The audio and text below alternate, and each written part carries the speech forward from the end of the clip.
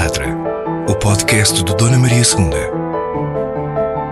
A cada 15 dias, uma conversa sobre teatro com Mariana Maia de Oliveira. Selma Wamous, cantora, compositora, ex-engenheira ou engenheira para toda a vida, não sei, talvez. Atriz quando calha, e já vamos ver como e quando é que calhou.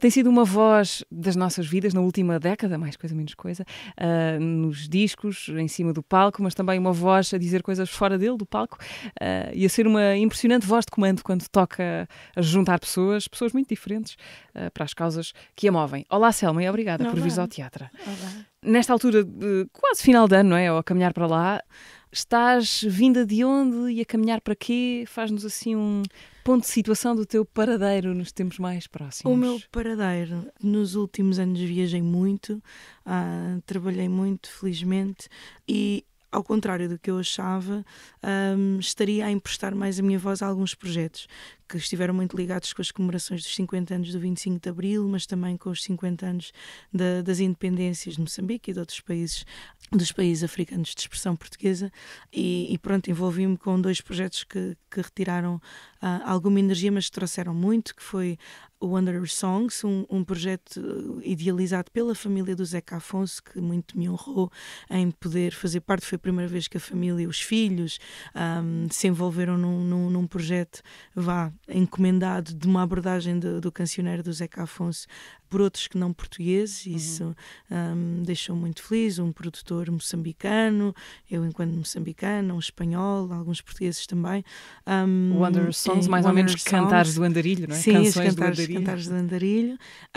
E também o Lá no Espangara, uma abordagem, um projeto do guitarrista Manuel de Oliveira, uma abordagem a toda a música do Zeca Afonso, diretamente influenciada pelo tempo em que ele esteve em Moçambique e em Angola, mais em Moçambique do que propriamente em Angola, o que me levou não só a rever e a revisitar e a interpretar o repertório do Zeca Afonso de uma forma muito diferente, mas também a entender o quão influenciada pela estadia em Moçambique está a forma de composição, a musicalidade do Zeca Afonso, e obviamente como é que isso se intercruza também com a música tradicional portuguesa, galega.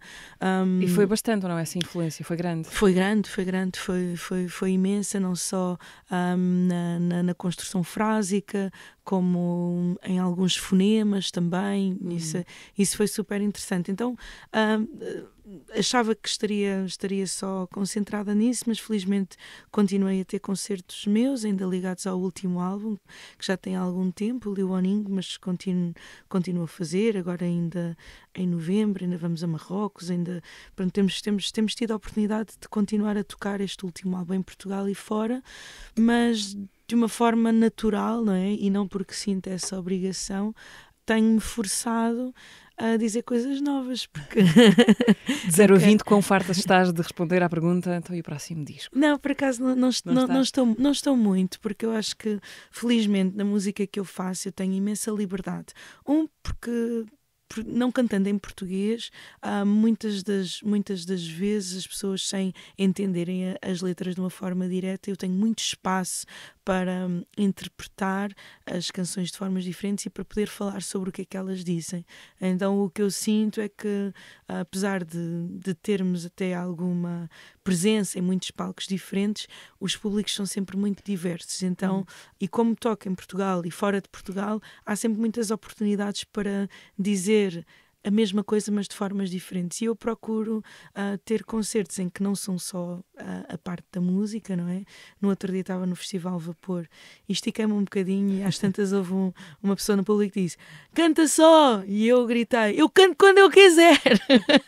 Mas foi uma conversa muito gira, porque eu às tantas disse assim: bom, eu sei que se calhar estou a falar um bocadinho mais, mas estou a falar sobre coisas que importam. E na altura estava a falar sobre a questão da xenofobia, da questão de imigração, do ser difícil ser imigrante, etc.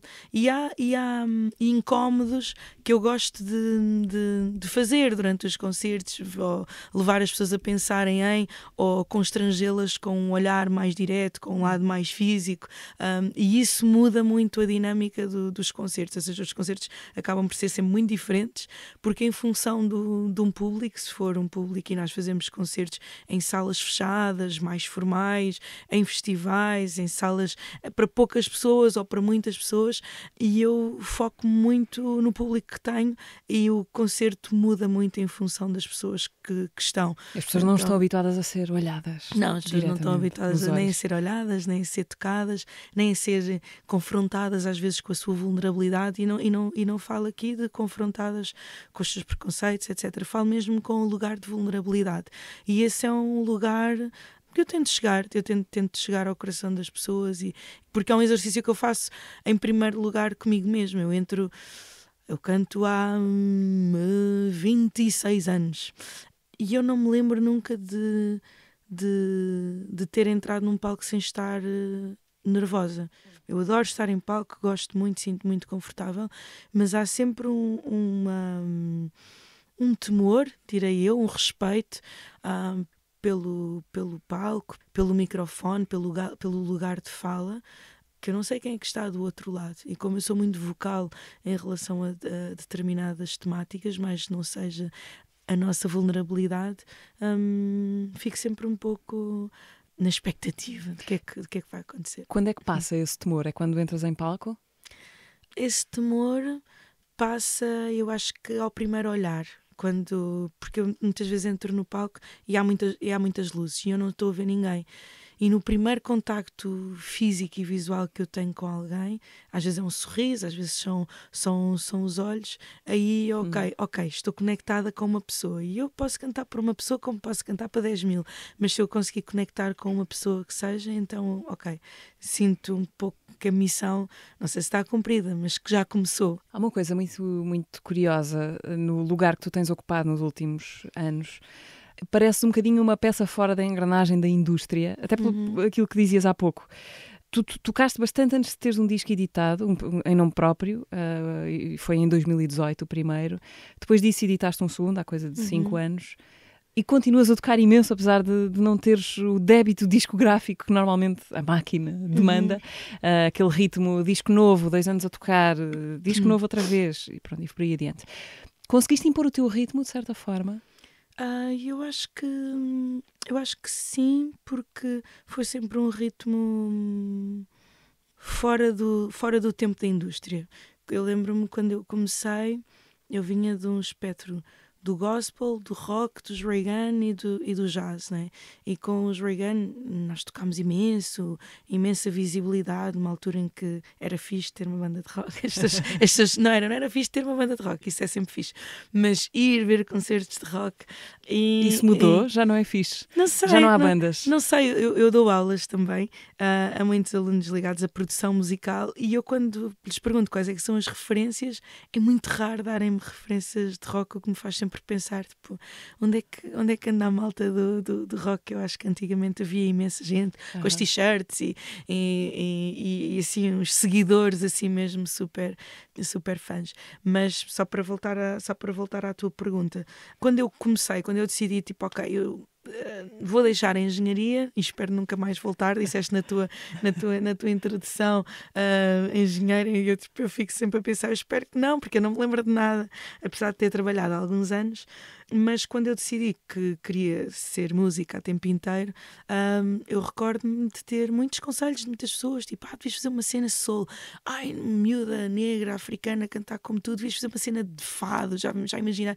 Eu tive todas as mais variadas opiniões de muitas pessoas que são da indústria. Eu conheço muitas pessoas da indústria, das editoras, das programações, etc.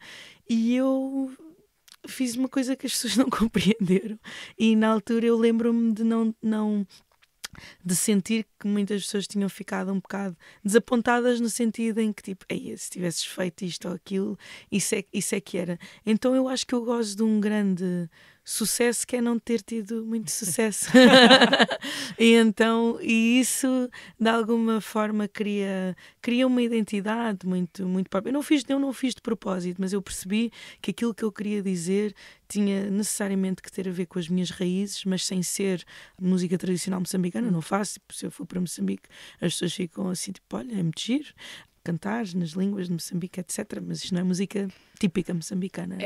Isso de cantar nas línguas de Moçambique foi uma das coisas em que tiveste de ir contra os conselhos que te davam? Sim, porque para uma mulher imigrante africana, se calhar o expectável era que, sei lá, eu cantasse em crioulo, que tivesse, e aqui vou ser um bocadinho mais indiscreta. Eu lembro-me de fazer, a minha postura em palco não é uma postura muito elegante. Sou deselegante, tenho uma postura um bocadinho mais rock and roll do que outra coisa. E eu lembro-me de ir a uma feira em Moçambique e de uma pessoa muito importante na indústria da música dizer: pois, a Selma é tão bonita e canta tão bem, devia ter assim uma postura mais sofisticada, mais tranquila. E eu pensei assim, tipo, agora é que eu vou fazer o que eu quiser em cima do palco. Aquela coisa, e mete-se com as pessoas e não sei o quê, aquela voz, né? Acho que aquilo era assim muito chocante para ele. E eu pensei, ok, eu não consigo ser de outra forma. Mas há muitas camadas neste meu lado de busca de Moçambique, e uma delas é muito reivindicativo, que foi, eu nasci numa família assimilada, o que significa que os meus pais não aprenderam a falar as línguas locais de Moçambique, porque para tu teres um determinado estatuto social, económico, acima de tudo, tu precisavas de ter a cultura portuguesa. Estamos a falar de antes do 25 de Abril. E isso implicava renunciar a tudo. Tinhas que renunciar às línguas, aos hábitos, aos costumes, e portanto, especialmente a minha mãe, né, mais do lado da minha mãe, de alguma forma nós fomos roubados enquanto família dessa nossa cultura. Moçambique é um país com mais de 40 línguas e eu não sei falar fluentemente nenhuma. E aquilo que eu percebi foi que parte da minha identidade tinha sido roubada porque eu falo com os meus avós em português. Eu não falo em nenhuma língua local. Ao contrário de um cabo-verdiano ou de um guineense que tem a língua muito presente. Em Moçambique a assimilação foi algo profundíssimo. Para já a língua portuguesa era a língua franca, porque nós tínhamos efetivamente muitas línguas diferentes, muitas etnias diferentes, e portanto o não falar as línguas locais ainda veio a trazer mais divisão. Então, para mim, isso começa nos teus avós, ou seja, sim, os teus avós nos meus avós, passa para os meus pais e depois passa para mim. E então, quando chega a mim e eu percebo, ok, eu quero usar o gospel, o rock and roll, mas para chegar a Moçambique, então eu vou reivindicar as línguas de Moçambique, eu vou começar a aprender porque o meu primeiro objetivo é super interessante, o património etnomusicólogo moçambicano é muito rico, as polifonias, as polirritmias, e era isso que me interessava, não é? Assim, um bocado, eu quando saí do técnico trabalhava em investigação e portanto para mim interessava-me continuar a investigar e perceber que possibilidades musicais é que eu teria. Eu não queria continuar a fazer mais daquilo que eu já tinha feito e queria explorar e queria aprender outras coisas. E por isso tentei primeiro encontrar este lugar das polirritmias e polifonias, mas depois percebi que elas não fariam sentido a cantar em português. E por isso fui tentar fazer essa reivindicação de algo que é uma marca também do colonialismo, é uma marca da ocupação portuguesa, o apagamento deste lado tão essencial daquilo que era a minha cultura. Portanto, e como é que vais buscar essas línguas? Como é que vais aprender? Com professores, com amigos, com meu pai. Meu pai foi fundamental para eu perder um pouco a vergonha de experimentar, cantar. Alguns amigos moçambicanos músicos que começaram a escrever para mim, começaram a traduzir para mim e que dizem tipo, tu falas xangana com sotaque português. E eu acho isso lindo, não é? Porque eu acabo por ser portuguesa, não é? Agora efetivamente sou portuguesa. Mas a influência portuguesa em mim é muito grande, eu não tenho vergonha nenhuma disso. Gosto muito também de agora de ser uma moçambicana portuguesa, é recente, eu vivo há 30 e tal anos em Portugal e só tenho a nacionalidade há 3 anos, mas esse resgate era fundamental e era uma forma também de cura, que é de curar algumas feridas, né, que eu tinha. Eu lembro hoje em dia, e tu disseste-o muito bem, com imensa propriedade, Selma Wamus, eu passei a minha infância toda, até a vida adulta, se calhar o meu nome ser um bocadinho mais dito na rádio e na televisão, um nome que eu acho que é super simples, o Amus, não tem assim nada de super elaborado, as pessoas a enganarem-se a dizer e a escrever Selma, vá mousse, vá nessa, uau, mousse de chocolate, e fazerem brincadeiras e nomes, etc. A minha vida inteira foi essa. E eu lembro-me de dizer uma vez ao meu pai, disse, pai, um dia, que é o nome do meu pai, né? Eu disse, pai, um dia as pessoas vão de saber dizer o nosso nome como deve ser, com a maior das facilidades, né? E são coisas muito pequeninas, mas coisas que não estão normalizadas, como ouvir outras línguas, porque é super fixe nós ouvirmos alguém do Mali ou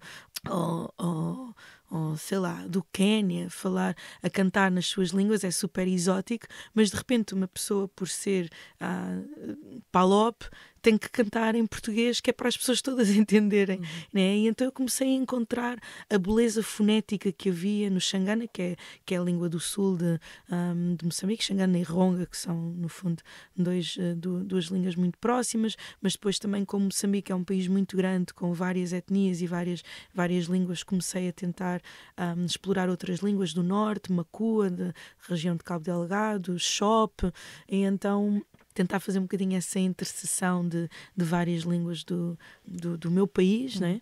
E tem sido um bocadinho essa exploração, por um lado de reivindicação, obviamente, se calhar mais política, mas também artisticamente, de explorar outras sonoridades, de encontrar dificuldades que me levam a não ter sucesso, mas de alguma forma...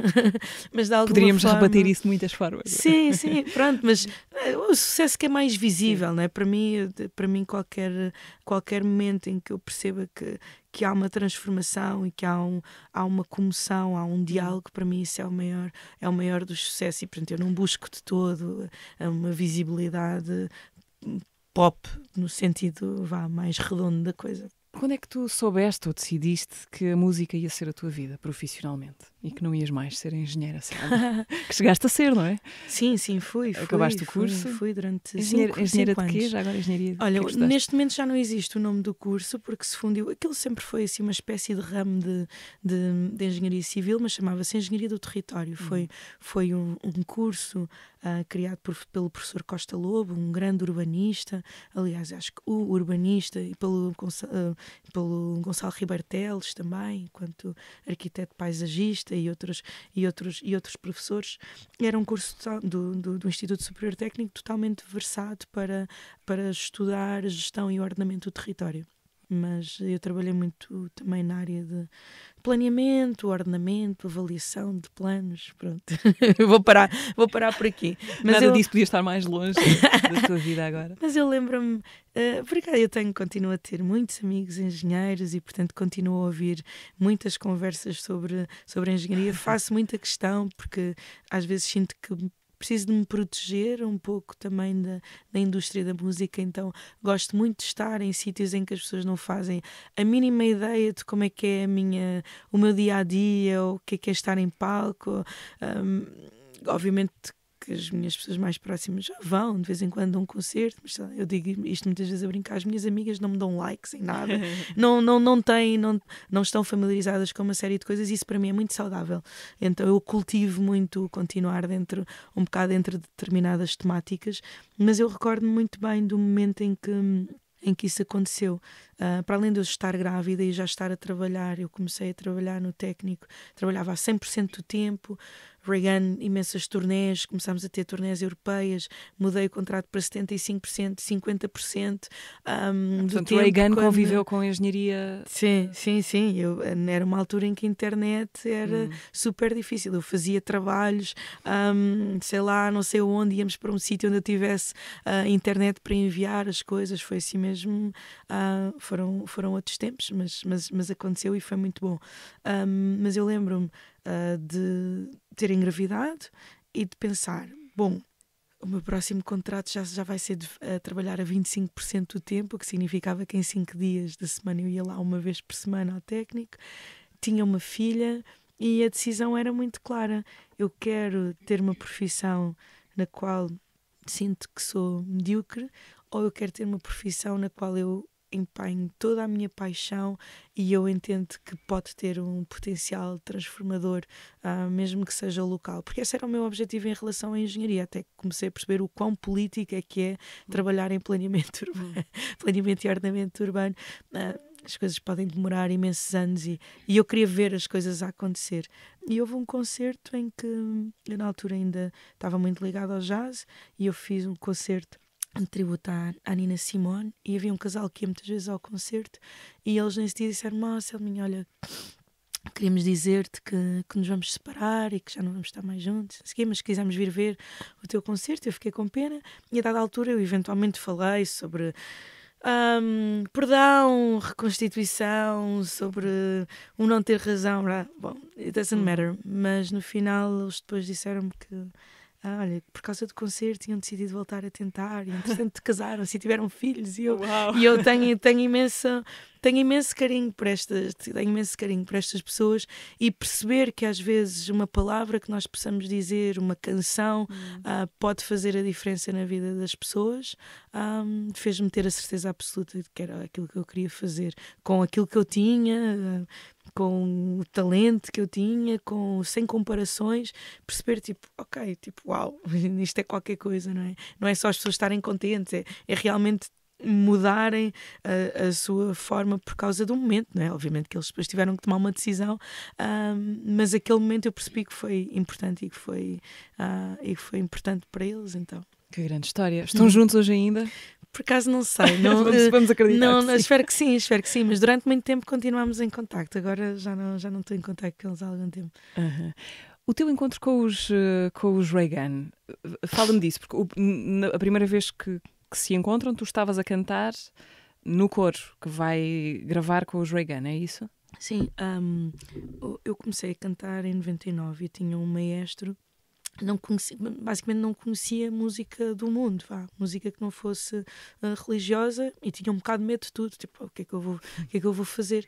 E ele sabia que eu gostava muito de música e disse: Selma, tu que ouves assim muita música, vê lá, tivemos aqui um convite, um tipo um bocado estranho, todo tatuado, por cima tem no pulso diz Straight to Hell. Eu tenho medo que seja assim uma cena, uma seita satânica. Estamos a falar de Tiger Man. Estamos a falar de Tiger Man.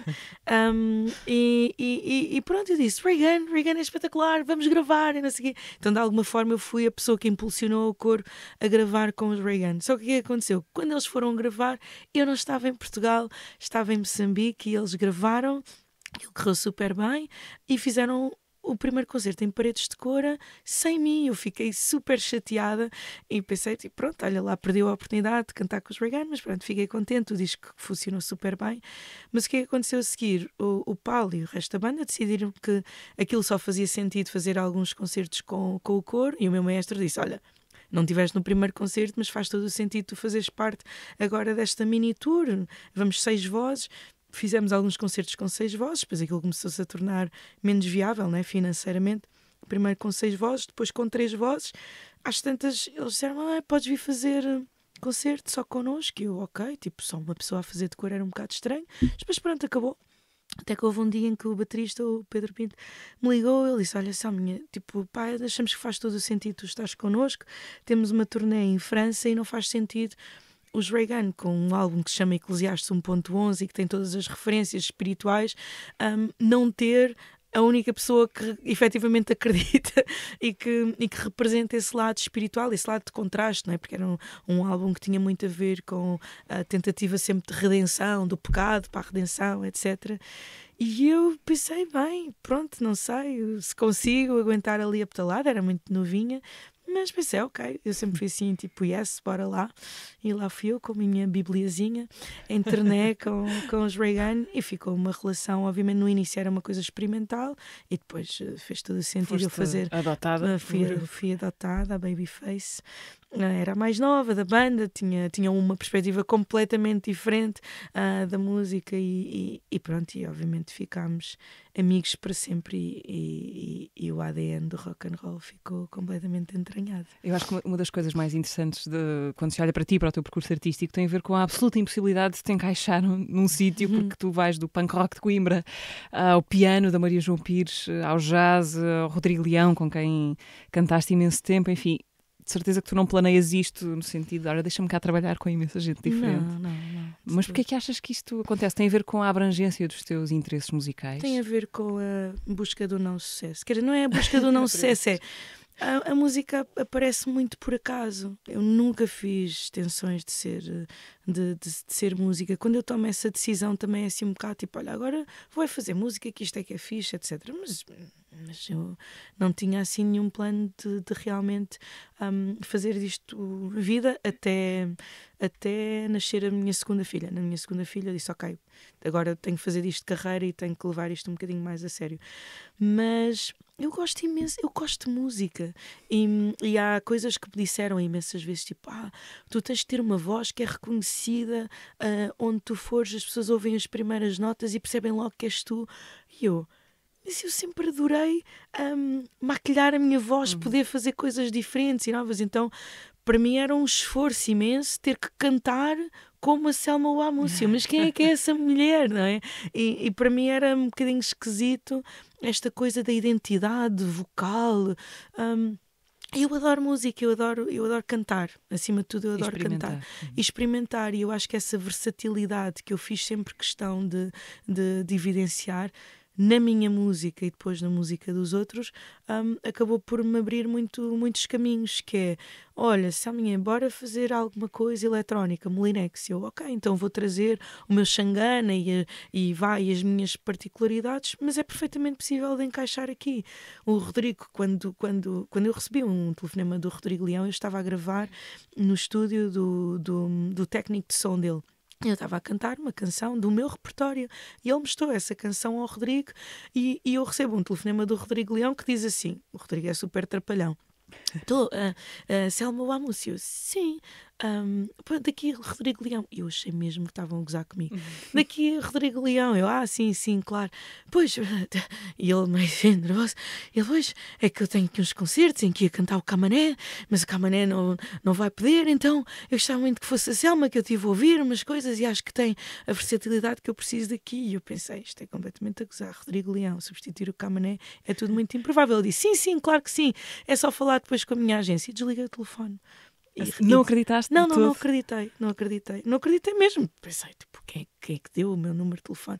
Achei que era uma piada e que alguém ia dizer a seguir, ia-me ligar alguém da rádio ou alguma coisa a dizer, tipo, não sei o que, querias, não era? Pronto. E liga-me o meu manager, tipo, Selminha, que fixe, já viste? Rodrigo Leão, o que é que tu vais cantar com ele? E eu fiz o primeiro concerto completamente a tremer e ia substituir o Camané por 3 concertos e eu estive a cantar com o Rodrigo 4 anos. E pronto, e depois é um bocado a coisa dos desafios, não é? Houve um dia em que o Rodrigo se virou para mim, depois de estarmos a cantar, eu já estar a cantar com ele há algum tempo, ele, Selminha, tu achas que conseguias cantar em russo? E eu, não sei, posso tentar. Olha, em latim, e foi aí que gravámos um disco com a orquestra da Gulbenkian e com o coro da Gulbenkian. E eu sempre fui uma pessoa, como eu nunca estive muito preocupada em proteger a minha identidade musical, eu só queria tipo, bada fixe, olha, bora fazer. Então, é o espírito porque não é? Sim, é o espírito porque não. E eu lembro-me que das poucas vezes em que eu tentei fingir ser aquilo que não era, nunca correu bem. Foi Maria João fez o convite, e não fez o convite diretamente para mim, senão aí eu não tinha acreditado mesmo. Fez o convite. Maria João Pires, claro. A Maria João Grancha amo-a de paixão, mas já tive outras oportunidades de cantar com ela. Mas a Maria João Pires, que é estratosférica, quando fez o contacto com a minha agência, mandou um repertório. A Maria João tem 80 anos e, portanto, ela pode fazer o que quiser. Mandou o repertório e eu pensei, vou aprender este repertório. O repertório de Schubert é para aprender a cantar isto. Então eu estava lá e eu, tipo, ok, a encontrar a voz mais operática que havia em mim. E eu fiquei em pânico porque os primeiros concertos eram na Philharmonie, em Paris. Philharmonie esgotadíssima para 4 sessões. Cheguei à fila, eu só conhecia a Maria João em pessoa 3 dias antes. E eu chego à sala de ensaios da Filarmonia gigante, a primeira coisa que me dizem é, e eu pergunto, tem um microfone? A Selma não vai cantar com o microfone, uma sala para mais de 3.000 pessoas. Mas é que eu tenho muita projeção, mas e depois veio, a Maria João chamou o diretor da Filarmonia que me disse, não se preocupe, se cair uma folha no chão vai-se ouvir. E eu nervosíssima a pensar que grande flop que isto vai ser. E a Maria João, Selma, gosto imenso de si, conheço a sua música. E eu, treta, mas tudo bem, não faz mal. Eu pensar, ela quer ter assim alguém exótico, um bocadinho diferente aqui. Pronto, não sabia, não a conhecia, admiro-a imenso. E ela começa a tocar e eu começo a cantar e ela faz um olhar de decepção. Ai, meu Deus. Eu fiquei tão triste. E ela ficou assim, fez uma volta, 2 voltas, 3 voltas, à terceira volta ela diz assim: "Oh Selma, vai-me desculpar, mas eu já ouvi a Selma a cantar. Não era nada disto que eu queria. Eu queria que a Selma fosse a Selma e cantasse como canta nos seus concertos.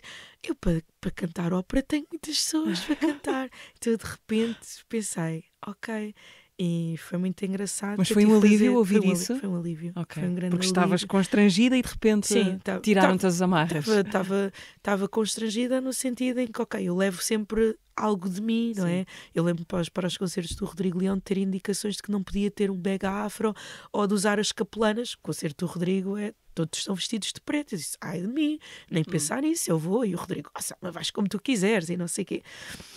Mas há sempre assim umas vozes que nos tentam tirar assim um bocadinho de identidade. Mas no caso do Rodrigo eu sentia que eu estava a cantar a plenos pulmões da forma que eu queria. Ali eu queria fazer bonito, queria mesmo impressionar e portanto foi muito engraçado porque desconstruímos de tal forma. Deu tempo nos 3 dias. Eu lembro-me que um dos temas era o Ave Maria de Schubert. Eu pedi a uma professora de Xangana para traduzir o Ave Maria de Schubert para Xangana.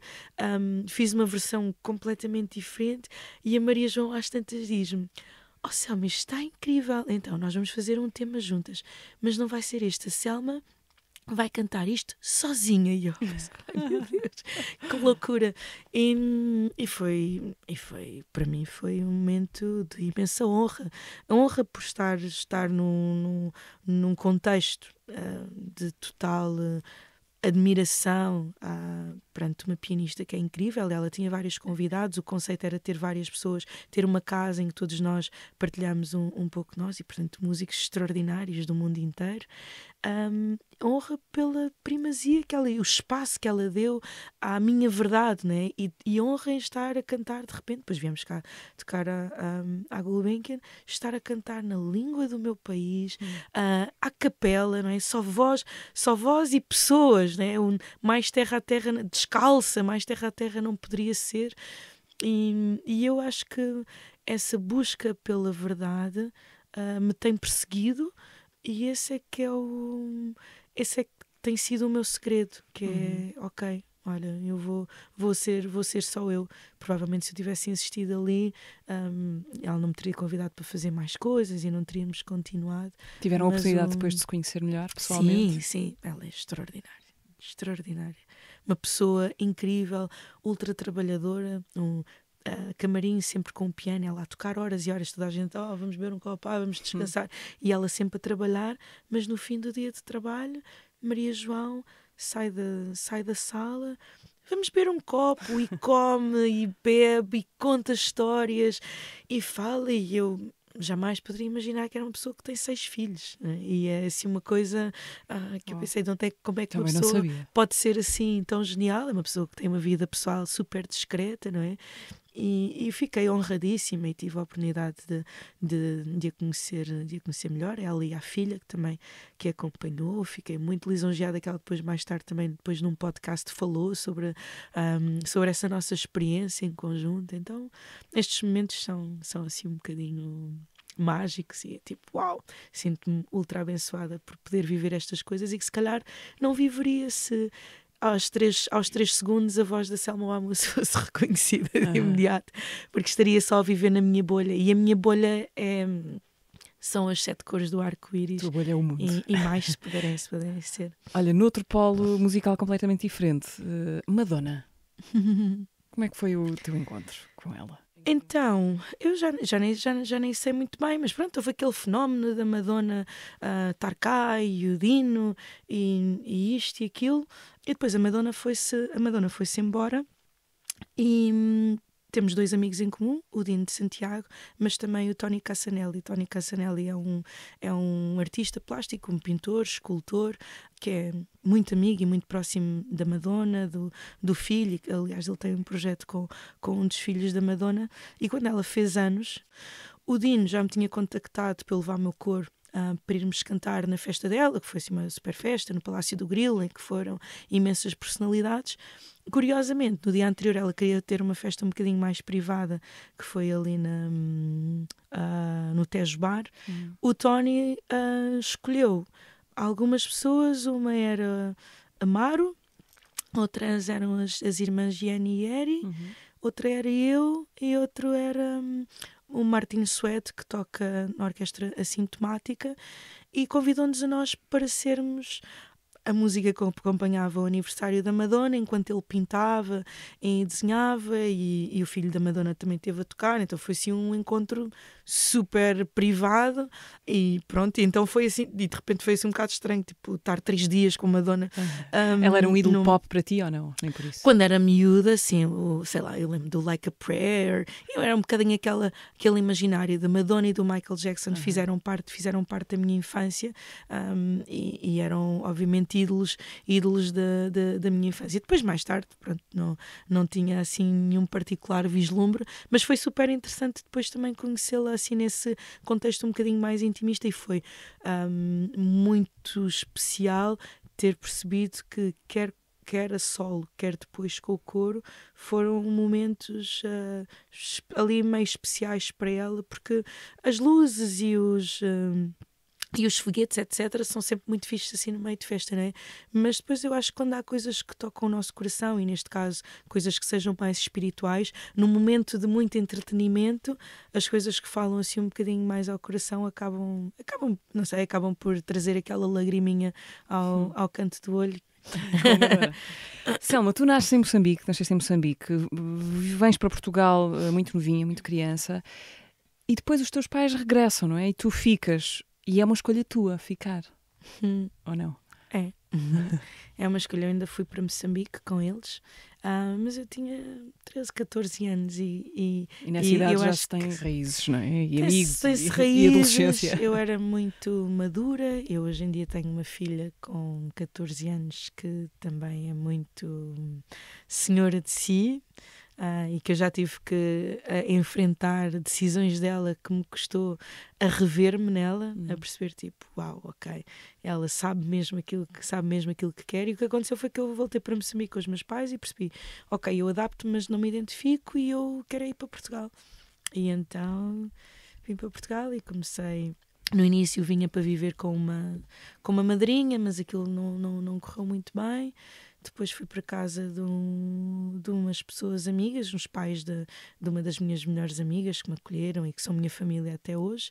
Mas rapidamente comecei a viver sozinha, ali entre os 14 e os 15 anos. Sim, emancipei-me muito cedo. E hoje que és mãe de crianças com essa idade que tinhas na altura, consegues imaginar uma situação semelhante? Não. É difícil, não é? Não, é super difícil, e eu percebo o quão teimosa e o quão decidida e o quão os meus pais não conseguiram contrariar-me, porque eu disse, não, eu vou para Portugal, eu vou estudar, eu vou ser a melhor aluna, eu vou ter boas notas, eu vou ser engenheira. Eu tenho essa constância na minha vida, sou um bocadinho teimosa.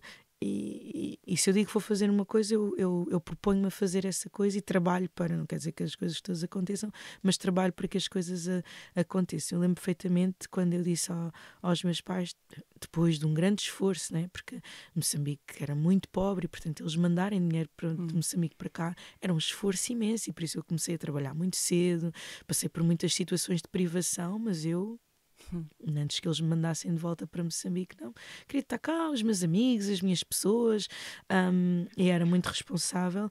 E eu lembro perfeitamente, depois estava quase a acabar o curso, e de eu dizer aos meus pais, olhem, eu afinal não vou seguir engenharia, vou ser música. E o meu pai, depois de tanto esforço, tantos anos, e não sei o quê, eu disse, não, mas olha pai, mas eu prometo que eu não vou ser assim uma cantora de música pimba, ou nada contra, de música pimba ou de música pop. Olha, um dia, se eu puder, eu hei de ser, e os meus pais adoravam, se eu puder ser, eu queria andar assim no circuito tipo da Maria João e do Mário Lajinha. E ele disse assim, pronto, assim sim, pode ser. E eu lembro a primeira vez que eu tive com a Maria João de tirar uma fotografia e de mandar aos meus pais isso. Ainda não estou no mesmo circuito, mas já sou amiga dela.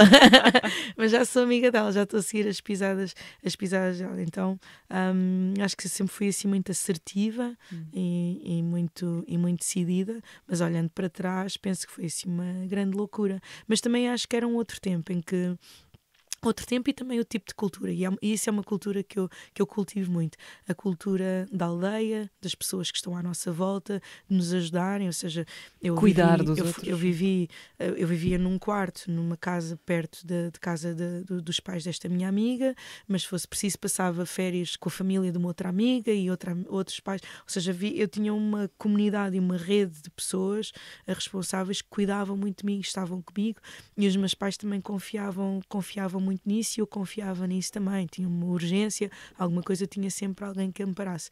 E eu procuro cultivar isso também, porque a minha família está em Moçambique, a família do meu marido está em Coimbra, e nós temos 4 filhas e muitas vezes precisamos de ajuda.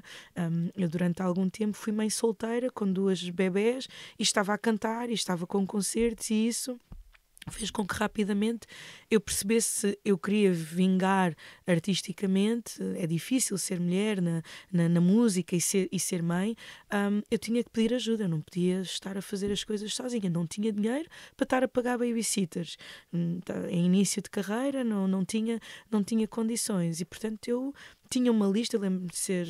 Quando a Emma tinha pai 1 ano, é a minha segunda filha, eu tinha uma lista de 34 pessoas amigas a quem eu pedia ajuda se fosse preciso ficar, ir buscar, e elas habituaram-se desde muito cedo a, olha, a mamã vai trabalhar, mas volta. Um beijinho de boa noite, e a mamã saía para ir trabalhar, e de manhã eu estava lá sempre com elas, etc. E eu durante 5 anos não tinha televisão em casa, porque eu mentalizei-me que se eu tivesse televisão em casa, eu estando como mãe solteira, não é, com elas, que seria muito fácil eu pô-las com babysitter, que seria televisão, não é? Elas ficarem ali anestesiadas por aquilo, e eu tinha aquele sentido muito, não, eu sou mãe, então eu tenho que estar com elas, e olha, dormes menos, chegas às 3 da manhã, às 7 da manhã ela já estava, mãe, estás acordada, eu, vamos brincar, é? Mas ser presente, apesar da profissão, foi sempre um lema meu. E também fazê-las entender, tipo, olha, a mãe tem uma profissão diferente, que às vezes, como um médico, não é? Às vezes os médicos têm bancos e que estão ausentes durante 1 ou 2 dias, a mãe às vezes também tem que ser bombeira e tem que ir para outros sítios cantar, mas a mãe volta, a mãe está presente, vou buscar mais cedo, vamos brincar, vamos fazer outras coisas. Então, acho que há um lado da minha personalidade que, tendo uma dose saudável de teimosia, foi sempre uma personalidade muito comunitária, muito virada para o outro, muito virada para a relação de interdependência. Acho que me fez também viver e sobreviver a muitas dificuldades que uma miúda de 14 anos acaba por ter, né? Entre não ter dinheiro, questões de assédio, sei lá, tantas outras coisas, racismo, paternalismos e por aí fora, fez com que eu sentisse, ok, eu tenho que ter pilares e pessoas que estão à minha volta em que eu posso confiar. Há pouco falaste da questão da nacionalidade. Eu lembro-me de te ver em palco num concerto no Mel Calorama, eu creio que foi em 2023, sim, terá sido, em que tu nos contaste ao público que te estava a ver que estavas, enfim, contente, acho que emocionada também por poder contá-lo, porque tinhas finalmente obtido a nacionalidade portuguesa depois de teres cá vivido a vida toda praticamente. Lembras-te desse momento? Lembro. Foi um caminho duro esse. Sim, há muitos constrangimentos. O primeiro constrangimento de todos não foi necessariamente só burocrático, mas foi porque durante muitos anos o acordo que Portugal e Moçambique tinham não permitia que nós tivéssemos as 2 nacionalidades. Muitas pessoas tinham ilegalmente, mas eu sou filha de uma pessoa muito reta, e ela dizia, não, se tu tens que abdicar da tua nacionalidade moçambicana para ter a portuguesa, não vais abdicar, nem eu nunca quis abdicar da minha nacionalidade moçambicana para poder ter a portuguesa. Mas passado esse constrangimento, o nível de burocracia implícita para se provar que se tem a segurança social, os impostos em dia, meios de subsistência, que se é conhecedor da língua, foram tantos entraves. E depois casei-me como moçambicana, mas com uma pessoa não portuguesa, e a mudança dos documentos, e agora é preciso mas o prazo já passou, e as marcações nos serviços de estrangeiros e fronteiras, todo um nível burocrático tão duro e tão difícil, que foi assim quase inacreditável. Passado tantos anos, de 88 a 2023, passaram-se muitos anos. Sim, né? Então é um processo muito hercúleo, e estávamos a falar há bocado da Garota Não. Ela compôs uma canção para o próximo disco que se chama Cidadania, e que foca exatamente isso, né? Quem tem direito à cidadania, quem nasce, quem vive, quem trabalha. Continua a não ser uma questão nem fácil nem evidente, e com as mudanças legislativas e maiores restrições, torna-se cada vez mais um labirinto. Muitas pessoas que estão efetivamente em situações labirínticas conseguirem deslindar situações que passam quase por serem apátridas, não é? Não nasceram fora, nasceram cá, mas os pais não têm os documentos, e quem são elas quando nunca conheceram outro país que não Portugal. Então, a minha situação não foi fácil, mas eu conheço situações muito mais delicadas e muito mais difíceis de resolver que a minha. Selma, na tua biografia oficial aparece cantora, autora, compositora, performer, por vezes atriz. Eu achei muita graça ao por vezes. Fala-me dessas vezes que subiste a palco, não para cantar. É um bocado por vezes, eu acho que também foi um bocadinho ali por força das circunstâncias. Olha, tem um bocado a ver com o resto, os convites que me fazem, os convites que surgem, e que depois, ok, então isto faz sentido. Tenho feito teatro. A primeira peça de teatro assim mais oficial que fiz foi o Ruínas, do encenador António Pires. Entretanto, desde então já trabalhei numa série de peças da companhia Hotel Europa, do André Amálio, que estiveram a ser muito ligadas às questões do colonialismo, pós-colonialismo. Tive também um convite muito inusitado que veio de encontros musicais do Bruno de Almeida. Eu cantava muitas vezes, quando estava muito ligado ao jazz, cantava muitas vezes num espaço no Cais de Sodré, que era o Velha Senhora, e iam religiosamente sempre assistir o Bruno de Almeida, realizador, e o João Botelho. E os dois discutiam qual dos dois é que me convidaria para fazer parte do seu próximo filme. Só que na altura o filme que o João Botelho ia fazer eram Os Maias. Eu disse, olha, era uma versão bem disruptiva da Maria Eduarda, eu ser a Maria Eduarda.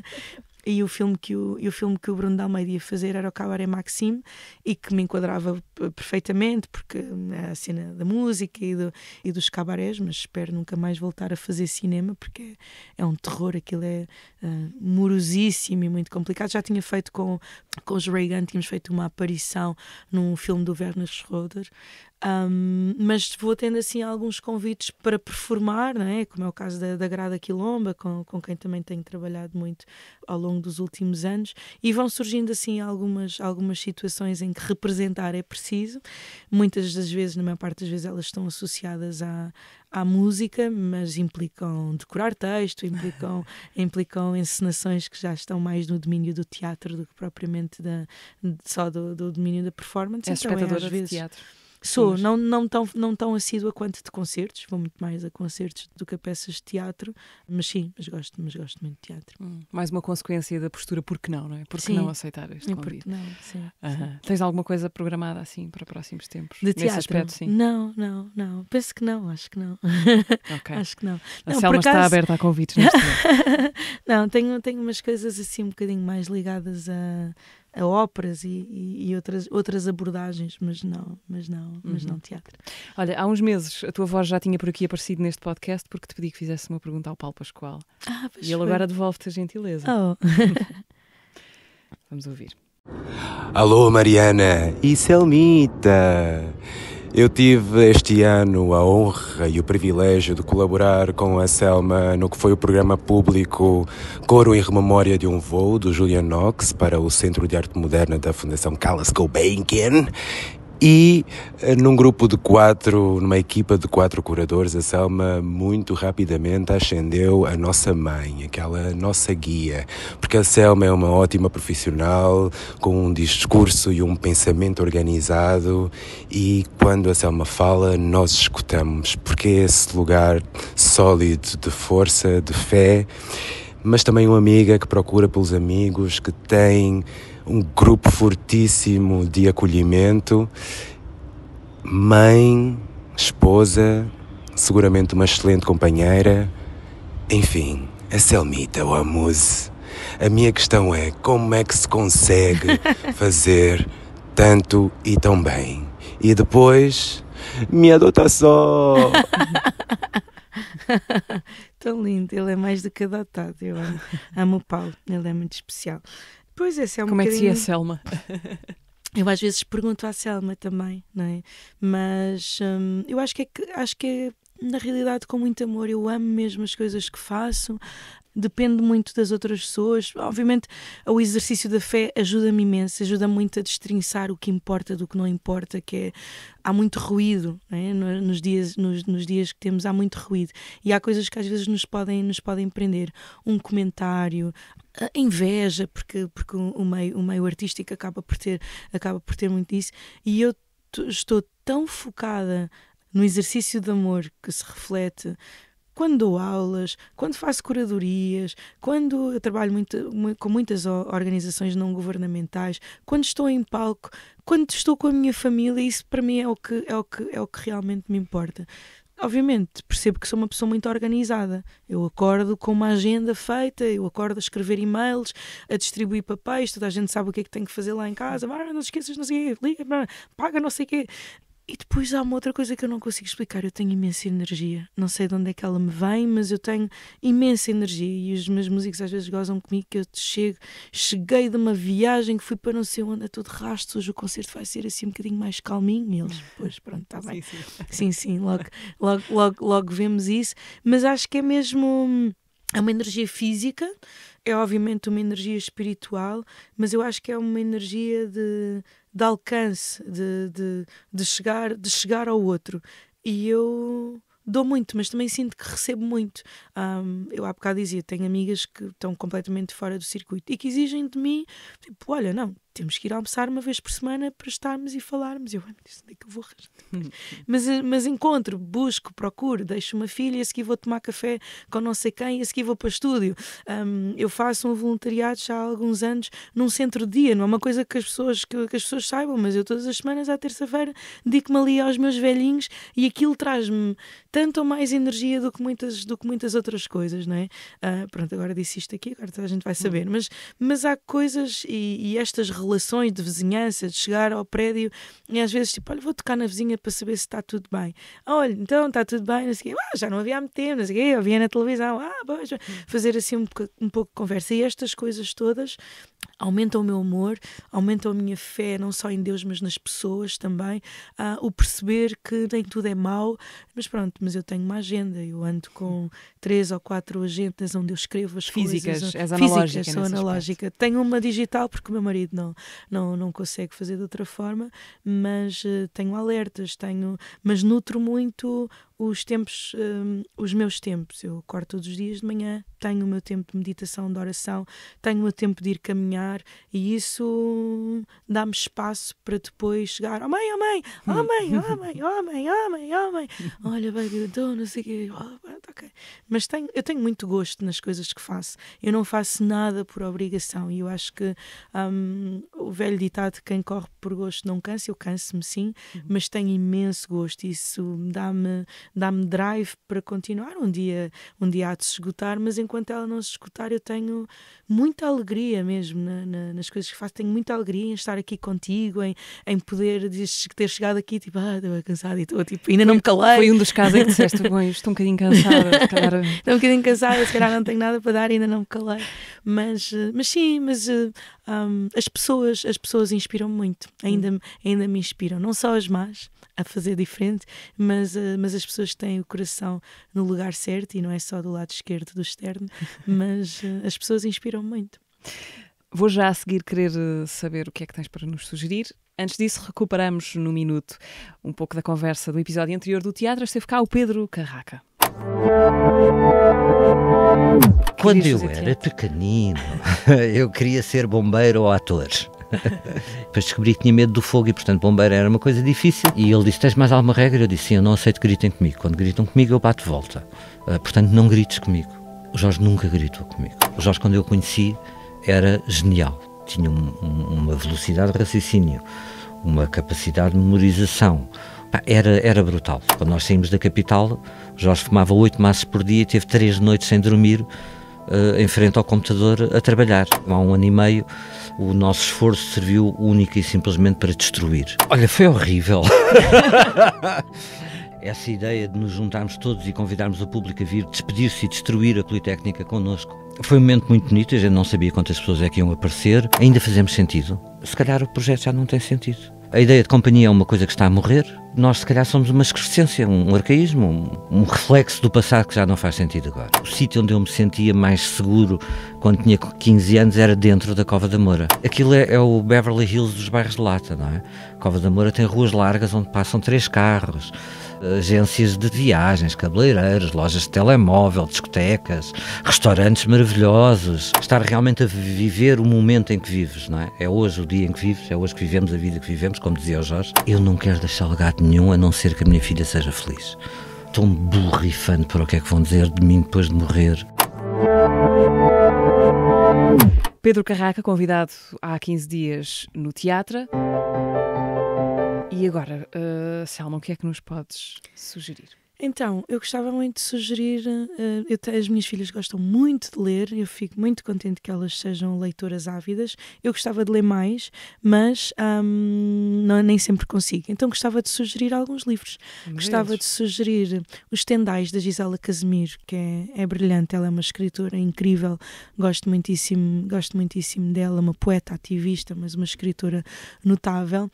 Gostava de sugerir o Afropean, que acho que é do Johnny Pitts, que acho que continua a fazer imenso sentido e acho que recentemente foi traduzido também pela Cristina Roldão, que é sobre esta questão de nós sermos afropeus, não é? Sermos africanos, mas sermos europeus e confrontarmos com muitas coisas. Ainda não li, mas gostava também de sugerir o Raízes do Dino de Santiago, que foi lançado agora, foi lançado agora recentemente, e o livro do Paulo Pascoal também, certamente.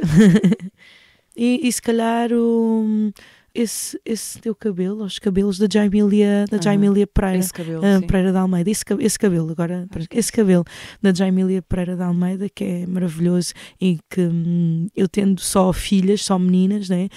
E um outro também da Nuna, que também fala sobre cabelos, agora não tenho, que é um livro infantil, por acaso gostava de recomendar, também fala sobre esta questão da identidade e dos cabelos negros e dos cabelos africanos muitas vezes não serem entendidos, não só pelas pessoas não negras, mas pelas próprias pessoas negras, e esse sentido de resgate da identidade dos nossos cabelos, e é um assunto sobre o qual eu falo muito com as minhas filhas, elas terem orgulho nos seus cabelos afro mais rebeldes e usarem-nos e desfrutarem deles, como elas quiserem. Selma, gostas de fazer anos a 24 de dezembro? Gosto porque normalmente as pessoas estão sempre focadas noutras coisas, mas eu tenho a oportunidade de fazer uma grande festa e faço sempre a festa uma semana antes, e tenho sempre a oportunidade de dizer às pessoas que são supersticiosas: não dá azar nenhum comemorar os anos no dia dos anos, dá azar é comemorar no dia dos meus anos. E por isso, sim, por um lado é muito fixe, porque quando eu não comemoro acaba por ser completamente focado na família, ou seja, os meus anos são sempre focados na família, o meu dia de anos é sempre focado na família, e isso é ótimo, porque não há aquele centro do hoje é tudo para a mãe, não sei o quê. E depois, por outro lado, dá-me uma motivação e um pretexto para comemorar muito tempo antes e contrariar toda e qualquer superstição. Tens é de levar sempre com aquela coisa de então, e agora só recebes uma prenda. Mas isso é ótimo, porque eu não ligo nenhuma a prendas e desde miúda aprendi a desvalorizar assim um bocado as coisas materiais. Então gosto muito de oferecer, mas receber não faço muita questão. Selma, muito obrigada. Obrigada, por nos teres dado esta conversa. Obrigada por teres vindo ao teatro. Foi um gosto conversar contigo. Foi um enorme gosto de conversar contigo. Podem ouvir-nos e subscrever o podcast no Spotify, YouTube, SoundCloud e Apple Podcasts. Estamos de volta daqui a 15 dias. Até lá.